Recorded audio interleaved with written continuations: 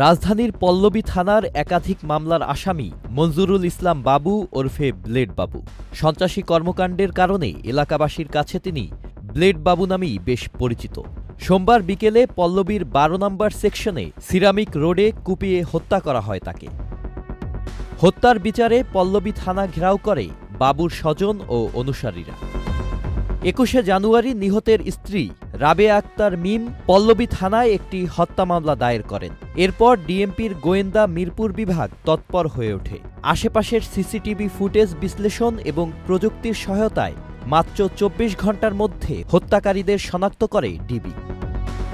Police বলছে ২০শে জানুয়ারি পল্লবীর বঙ্গবন্ধু কলেজের পাশে ঘটে যায় এই মর্মান্তিক ঘটনা।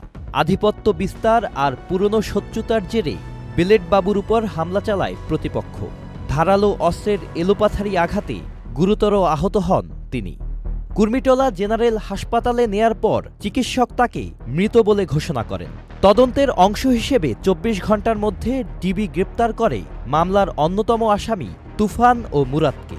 আর গতকাল রাতে গোপন সংবাদের ভিত্তিতে গ্রেপ্তার করা হয় কুত্তা রাব্বি নামে পরিচিত আরেকজন আসামিকে।